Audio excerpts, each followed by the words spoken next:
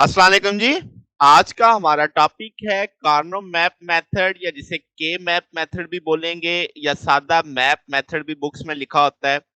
अब बुनियादी मुद्दा यही है कि हमने बूलियन एक्सप्रेशंस को सादा करना है। सिंपलीफाई करने का एक तरीका तो वही है जो हमने पिछले टॉपिक्स में देखा कि बूलियन अलजबरा, बूलियन रूल्स को इस्तेमाल करते हुए हम एक्सप्रेशन को छोटा कर सिंपलीफाई कर सकते हैं। यानी कम से कम टर्म्स के साथ पूरा मतलब हासिल किया जा सके।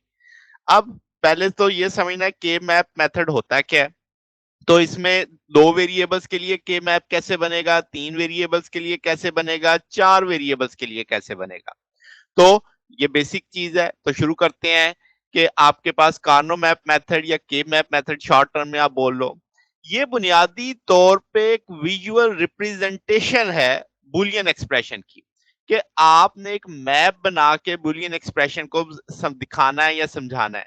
1953 में आपके पास आप कार्नो ने इसे यानी इंट्रोड्यूस करवाया। ये बुनियादी तौर पर जैसे मैंने कहा एक स्कीम है जो कि कम्प्लेक्सिटी और जो एक्सप्रेस करना है ट्रूथ टेबल में बुलियन एक्सप्रेशन को उसको यानी कर अब अगर आप देखो ट्रूथ टेबल भी काफी टाइम लेता है बनाने में, तो उससे आसान और उसमें जो कम्प्लेक्सिटी आएगी उसको ये रिड्यूस करता है।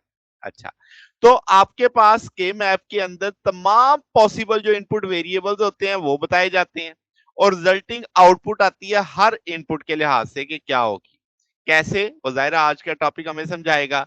तो अब इसमें कॉलम और रो नहीं होंगे, बल्कि एक एरे और सेल होगा और हर सेल एक बाइनरी वैल्यू बताएगा हमें इनपुट वेरिएबल की, यानी आउटपुट बता रहा होगा वो एक तरह से। यानी हम आउटपुट बाहर लिख देंगे डब्बे से और डब्बे के अंदर उसकी क्या आ रही होगी, इनपुट डब्बे से बाहर होगी और डब्बे के अंदर उसकी आउटपुट आ रही होगी। तो सिंप्लीफाइड जो एक्सप्रेशन है जो के मैप से आप देंगे वो डायरेक्टली मिन टर्म कब आती है, जब हम सम ऑफ प्रोडक्ट का जिक्र कर रहे होते हैं, मैक्स टर्म जब प्रोडक्ट ऑफ सम का जिक्र कर रहे होते हैं बुलियन एक्सप्रेशन से। तो इसका मुद्दे का मतलब ये हुआ कि आपका जो के मैप है दो तरह के रिजल्ट्स डिस्कस करेगा, सम ऑफ प्रोडक्ट वाले, प्रोडक्ट ऑफ सम वाले।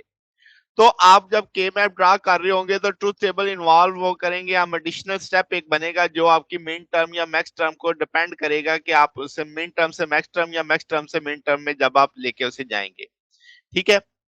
अच्छा, तो हम ये अज्यूम करेंगे कि जो सिंपलेस्ट अलजेब्रिक एक्सप्रेशन है जिसमें मिनिमम नंबर ऑफ टर्म्स होंगी smallest possible of literal her term के अंदर, यानी ये हमारा मकसद है कि हम इससे ये चाहते हैं।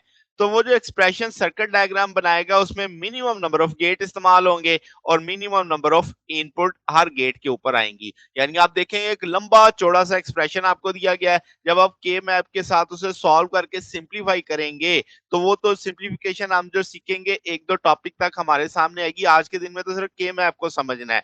तो पहले देखते हैं कि आपके पास कंस्ट्रक्शन के ये बनता कैसे है। के मैप बुनियादी तौर पे स्मॉल स्क्वेयर्स जिसे हम सेल बोलेंगे उससे बनता है, एक यानी एक टेबल सा बनता है।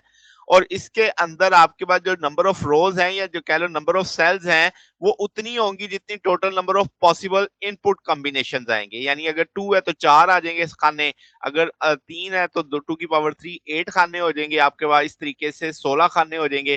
तो दो वेरिएबल में चार मिन टर्म होंगी तो चार सेल जैसे मैंने बताया, तीन वेरिएबल में आठ स्क्वायर, चार में 16 और एन का हमारे पास जनरल फार्मूला जो है ना कॉम्बिनेशन का वो इस्तेमाल हो रहा होगा। तो हम जैसे कह रहे हैं कि के मैप का टूल आप इस्तेमाल कर सकते हैं मैक्सिमम सिक्स वेरिएबल तक। तीन पे तो आइडियल रिजल्ट देता है ना ये, यानी बेस्ट कॉम्बिनेशन आपको पता लग जाता है। तो आप जैसे मैंने कहा बेस्ट फॉर थ्री और फोर वेरिएबल सिस्टम के लिए है। तो जो चॉइस आपने टर्म सिस्टम की करनी है कि आपने आइडेंटिफाई करना है डिफरेंट रोज कॉलम को, वो यूनिक नहीं है यानी गिवन नंबर ऑफ वेरिएबल्स के लिए। ये नहीं कि एक मखसूस ही आंसर आएगा, मुख्तलिफ रीडर्स के लिए, मुख्तलिफ हल करने वालों के लिए मुख्तलिफ उसका कम्बिनेशन वो निकाल सकते हैं। तो सिर्फ एक कंडीशन आपने गौर करना होता है कि जो आपके पास डेजिग्नेशन है एडजेसेंट रो या एडजेसेंट कॉलम की वो सेम होगी, सिर्फ एक आपका जो है कंप्लीमेंटेड उसमें यानी चेंज होगा, यानी एक वेरिएबल आएगा, एक चेंज आएगी। तो एक्सट्रीम रो एक्सट्रीम कॉलम भी आपने समझना है कि एडजेसेंट होते हैं। जैसे आप यहाँ पे देखो ए ए बार, अब आपके पास अगर आप देखो तो आपने ए बार बी बार को मल्टीप्लाई कर दिया, ए बार को बी से मल्टीप्लाई कर दिया, ए ने बी बार से जरब खाई। अब आप इसको और इसके लिहाज से देखो तो एक टर्म में सिर्फ चेंज आ रही है। आपके पास ए बार है, ए है, इधर देखो तो बी बार है, बी है, यानी ये बस आपके पास सेटिस्फेक्शन होनी चाहिए। यहाँ पे ऊपर से नीचे देखो तो अब आपके पास ए बार बी था तो सिर्फ ए बार में चेंज आ गई ना, एक कंप्लीमेंट्री चेंज आई है आपके पास, इधर से भी देख सकते हो। तो ये एक रूल बनता है इसके अंदर बस कि हम साए के अंदर सिर्फ एक टर्म आपकी कंप्लीमेंटेड होनी चाहिए, एक कंप्लीमेंटेड की चेंज आए, ये ज्यादा बेहतर लफज है। तो अब आपके पास यानी हर स्क्वायर के अंदर हम 1 लगा देंगे, जो एटलीस्ट जो होगा यानी उसमें एक 1 आएगा, जो हम कंसीडर कम से कम एक दफा तो सिंप्लीफिकेशन में उससे कंसीडर करेंगे, एक से ज्यादा बार भी कर सकते हैं। ऑब्जेक्टिव हमारा यही है कि तमाम मार्क्स स्क्वायर में मिनिमम नंबर ऑफ ग्रुप्स बनाए जाएं। वो ग्रुपिंग का मतलब भी आगे चल के आपको समझ आ जाएगा, अभी वो थोड़ा इजाफी बात है ये। तो number of square of group जैसे मैंने कहा 2 की पावर के साथ आएंगे, पीछे मैं बता के आया हूँ 1 2 4 8 16 सो ऑन सो। फिर रो और कॉलम आपके रिफ्रैक्टिव कोड सीक्वेंस में होंगे, यानी एक डिजिट चेंज वैल्यू करेगा बिटवीन टू एडजेसेंट रोज और कॉलम में, जैसे आपने यहाँ पे देखा है। अब इसको जरा डिटेल में समझते हैं। अब टू के मैप हमने दो वेरिएबल्स के लिए देखा है, दो वेरिएबल्स के लिए अगर आप ट्रूथ टेबल देखें, और गेट का लेट से मैंने बना दिया ए बी, अब आप और को टेबल तो आता ही है। तो आप इसमें क्या करेंगे, पहले आप एक टेबल लेंगे 4 खानों वाला, ये पहला स्टेप। फिर आप कंप्लीमेंटेड वेरिएबल जो होंगे वो लिखेंगे, और उसके बाद फिर अनकम्प्लीटेड लिखेंगे। जैसे जरा देखो, मैंने लिखा ए बार बी बार ए बी। अब आपके पास 0 0, क्या हम इसे जीरो का ए का कंप्लीमेंट 1 बी का कंप्लीमेंट 1, तो क्या हम इस जगह पे 1 लिख सकते हैं? बात समझ गए? अब आपके पास 0 0 पे 0 आ रहा है, ठीक। अब आपने वो वैल्यूज यहाँ पे प्लेस करते जाना है। जैसे अब आप देखो, आप यानी ये सो ऑन सो वैल्यूज बीच में इसके लगती चली जाएंगी, तो आपके पास जहां पे ये 3 वैल्यूज आ गई और जो खाना खाली रह गया उस जगह पे क्या लगा देंगे, 0 लगा देंगे आपके पास। तो इस तरीके से आप इसे लगाएंगे। अब आप देखो A1 है, अब आपका बी भी 1 है, तो अब आपके यानी आपने इनको इसके साथ सॉल्व करना है, तो इस लिहाज से आपके पास ये वैल्यू आती चली जाएंगी। ठीक है। तो अब इस जगह पे इसे लेके अगर आप टू इनपुट एंड गेट की बात करते तो इसका बिल्कुल ही रेसिप्रोकल बन जाना था, उसमें आपके पास 1 तभी आता है जब वो उलट होता है बिल्कुल। तो इस तरीके से हम इसमें पहले वंस लगाते हैं, फिर बाद में क्या लगा देते हैं, जीरोस लगा देते हैं। अच्छा जी, अब आपने अगर मिन टर्म यानी सम ऑफ प्रोडक्ट के लिए के मैप बना रहे हैं तो 1 प्लेस करेंगे उन तमाम स्क्वायर्स पे जहां पे आउटपुट 1 आ रही है, 0 वहां पे प्लेस करेंगे जहां पे आउटपुट 0 आ रही है। और आपके पास डोंट केयर वाला मामला भी एंड पे आएगा, वो भी देखेंगे। फिर आप जब आप प्रोडक्ट ऑफ सम देखेंगे तो 1 प्लेस करेंगे जहां पे आपकी आउटपुट 0 है, और यानी उससे उलट होता है ना, 0 प्लेस करेंगे जहां पे आउटपुट आपकी 1 आ रही है। इस तरीके में अगर आप देखो सम ऑफ प्रोडक्ट में, ये वही चार्ट है जो आपने अभी अभी देखा है, यहाँ पे ए 0 है 0 है, तो अब देखो आपने सम ऑफ प्रोडक्ट में ए बार बी बार, इधर ए बार बी बार, इसका जो भी रिजल्ट आएगा वो आप जो भी वैल्यूज होंगे उनको आप सम ले लेंगे। प्रोडक्ट ऑफ सम के अंदर ये एक हिस्सा जाहिर करेगा ए और बी को, ए और ये इसके साथ डील करेगा ए और बी बार, फिर ये ए बार इसके साथ डील करेगा, फिर ये इसके साथ डील करेगा। तो ये इनकी पोजीशनें बस आपको याद होनी चाहिए, कैसे कैसे याद करने की भी जरूरत कोई नहीं है। ए ने बी से ऑरिंग करनी है तो ए और बी आ जाएगा, ए ने बी बार से करना है तो आ जाएगा। टू में तो 2 by 2 में तो बड़ा आसान है। अब अगर आप इसमें देखोगे, जैसे ये एक ट्रुथ टेबल आपको दिया हुआ है, अब आपके पास ए बार बी बार, तो अब आपके पास इसका 1 आ रहा है तो ये मैंने 1 लिख दिया इसका आंसर। इधर देखो ए बी, ये 1 आ रहा है तो मैंने 1 लिख दिया, बाकी दो खाली थे तो इस जगह 0 लिख दिया। तो ये अब अगर देखा जाए तो सम ऑफ प्रोडक्ट है, तो इन दोनों को आपने सम कर दिया तो ये आपके पास सम ऑफ प्रोडक्ट का मामला आ गया। ठीक हो गया। तो आपने चूंकि मल्टीप्लीकेशन देखी है ना, ए बार बी बार का एंड फंक्शन देखा तो वो 1 आ रहा है आपके पास, ये एंड लगा हुआ है आपके पास, तो इस लिहाज से ये बना हुआ है। समझ गए? तो ये आपने अब अगर हम देखें कि 3 वेरिएबल्स के लिए, तो 3 वेरिएबल्स के लिए आपने क्या करना है, जो कॉम्प्लेक्सिटी यानी कम करनी है, उसमें आपके पास 8 सेल बनेंगे। अब अगर इसमें एबीसी 3 वेरिएबल हैं तो हम 3 लेटर यूज करेंगे, आप कोई भी यूज कर सकते हैं, एक्स वाई जी भी इस्तेमाल कर सकते हैं।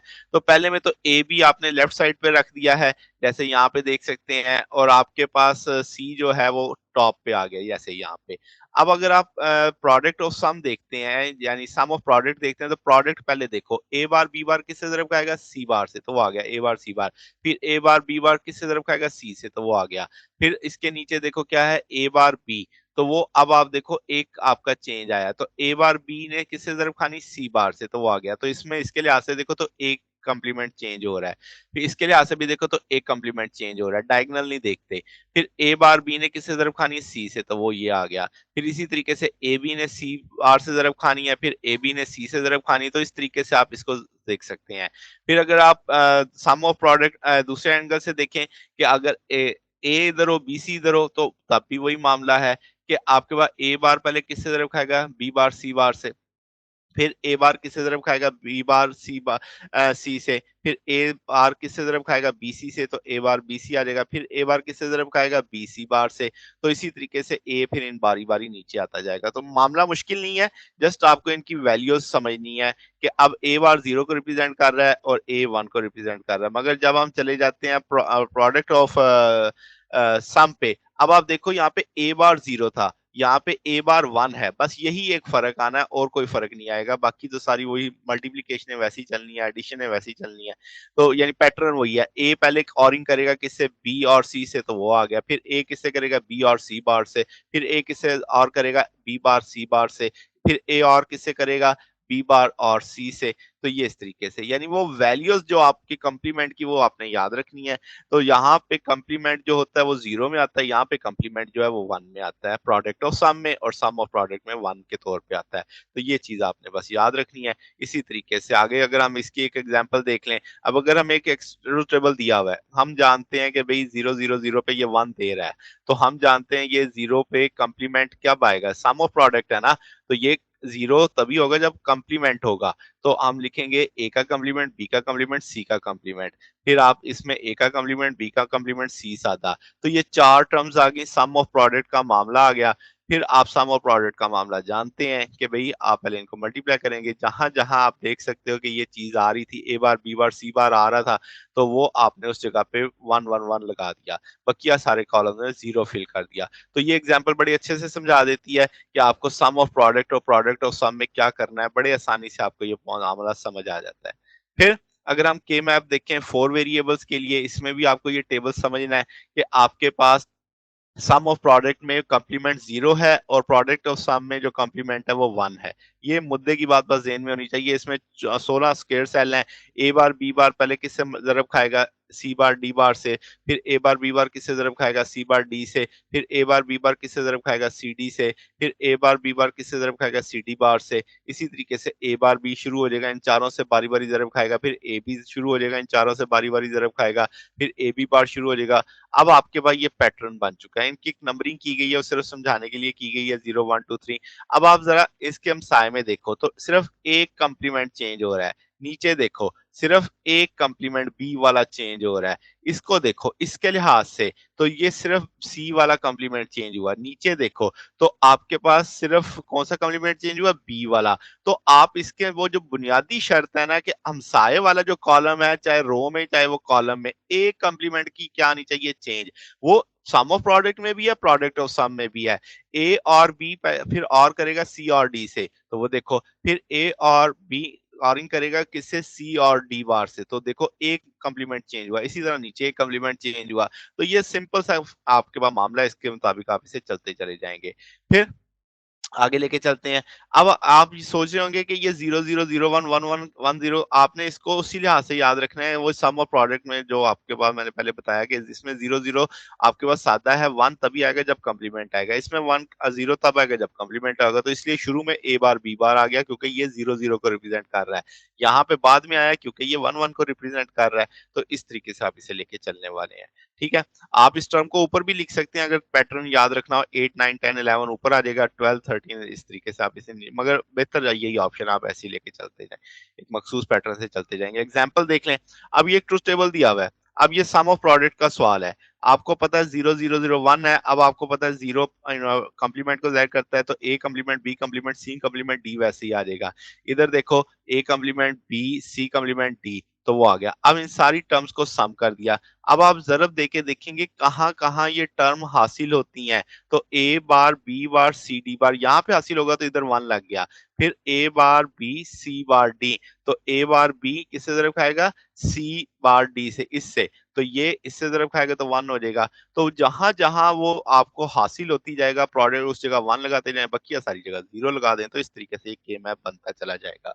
तो ये हमारे पास आज का टॉपिक था। अगर आपको इसमें कोई बात पूछनी हो, डाउट हो तो नीचे कमेंट्स में पूछ सकते हैं। वीडियो अच्छी लगी हो तो वीडियो को लाइक कीजिएगा, दोस्तों के साथ शेयर कीजिएगा, चैनल को सब्सक्राइब कर दीजिएगा। अब तक के लिए इतना ही, बकिया इंशाल्लाह फिर नेक्स्ट देखेंगे। ओके, अल्लाह हाफ़िज़।